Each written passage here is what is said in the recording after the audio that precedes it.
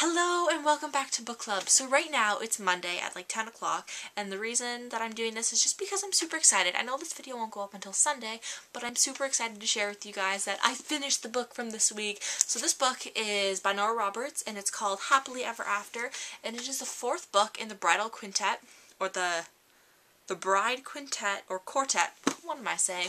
The Bride Quartet series. So the books in order are, it says in the front here, it's Visions in White, Bed of Roses, Savor the Moment, and then Happily Ever After. So there's just 4 books, and this is the book, the last book in the series, I believe. I don't think she's going to be writing anymore, but it is an absolutely amazing series. If you're really into, like, weddings and the inner workings of them, it's super awesome just to read them and to find out how they work. So it's about these 4 girls, Parker, Mac, or Mackenzie, Emmeline, they call her Emmeline, and Laurel, and it's about their friendships. So they're best friends, and they all live on Parker's estate, and she's like this rich millionaire, but they don't really go into details of how much she's actually worth in the book. She just allows everybody, like her friends, to live on the estate, and they run a wedding company called Vows together, and it's pretty cool. So Parker, which the book is centered around Parker, each book is centered around a different best friend. So the first one, Visions in White, is Mackenzie. The second one, Bed of Roses, is Emma.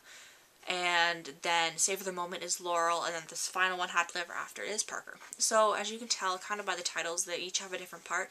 Mackenzie is the photographer, Emma is in charge, she's like the florist, Laurel is the baker, or the person in charge of all the cakes and all the desserts, and then Parker's the person who organizes everything.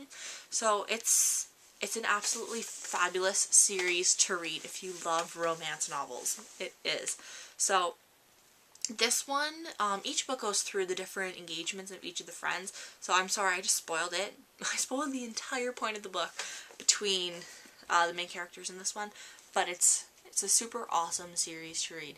So, this book followed Parker, the main girl, Parker Brown, who owns the estate that they live on, which apparently is like this huge mansion. That's where they run the wedding company, and they hold like the weddings there, and they also do off-site, but they mainly hold them at the estate. Then Parker and then her boyfriend, who you find out is kind of interested in her, his name is Malcolm Kavanaugh, or I think that's how you say it, Kavanaugh. That's how I pronounced it anyways. So it's about them and their relationship, and then you find out how he kind of suffered in his life and how she's also suffering in her life, and they find out they're very similar to each other, and at the end they end up together. Well, it's Happily Ever After, like what can you expect? That's what it's called. So it's a fantastic novel. You just have to read it. I cannot get into everything that they just outline in this novel, but it is fantastic. It is beautifully written, and I could not put it down. I've been reading it non-stop since Sunday, and honestly, well, that was yesterday. Sunday was yesterday. And yeah, I don't know, I just loved it. I fell into this book, and I felt totally captured, because they talk about a whole bunch of different weddings and different events that they put on, and each one of them I felt like I was there. And when they talk about food, it felt like I was eating it with them. And when they talk about different situations, it felt like I was there with them, right beside them, making these decisions with them. It was awesome. It was incredible.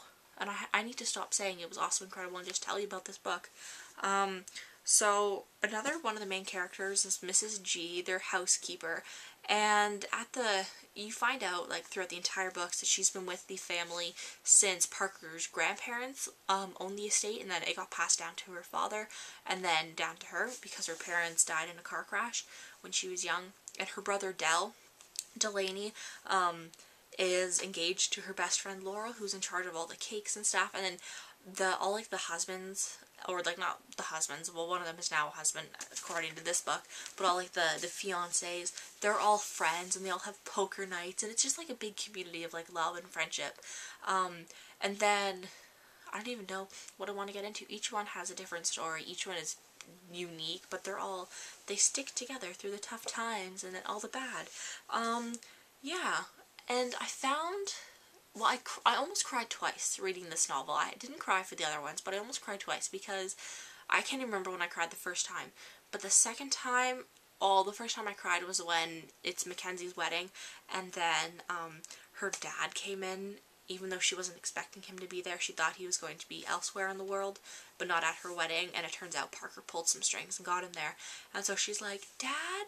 He's like, I wouldn't miss your wedding for the world, baby. And it's like, oh, I almost cried.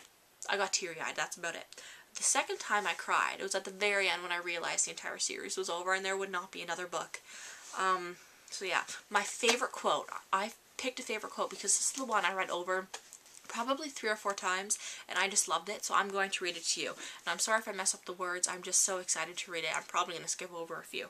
So, the guy, Carter, who is Mackenzie's fiance, and they get married in the end, was telling this to Malcolm. So Parker, the main girl the book is centered on, her love interest, and he's kind of going through a skeptical time, and this is right before the wedding, and they're both, Carter's really nervous about how everything's going to turn out, and then Malcolm's nervous about his relationship with Parker. So this is what Carter told Malcolm. So, when you find somebody you love all the way through, and she loves you, even with your weaknesses, your flaws, everything starts to click into place. And if you talk to her, and she listens, if she makes you laugh and she makes you think, makes you want and makes you see who you really are, and who you are is better, just better with her, you'd be crazy not to want to spend the rest of your life with her. I thought that was so inspirational. I was like, ah, that is awesome. It's just like, I wish I could have my happily ever after, just like these girls. And their lives are perfect, and I wish mine was like that, but reality is not like that at all. And I would just love to dive into a romance novel and just stay there forever. So yeah, that is this novel. If you guys go and you read like the entire series, you're gonna find how in love I am and why you should be in love with it too.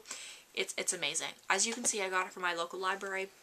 I don't own any of the other novels. I borrowed them from a friend, the first 2, and then I got the other 2 from the library, and it's just so amazing.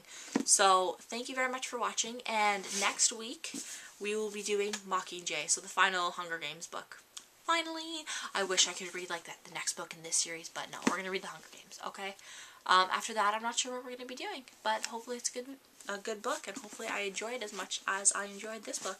So I will see you guys next week. Thank you very much for watching, and hopefully you guys enjoy reading these books or other books, and if you have any suggestions, please post them below, and I will hopefully take them up and see if I enjoy those books too. Okay, see you next week. Bye.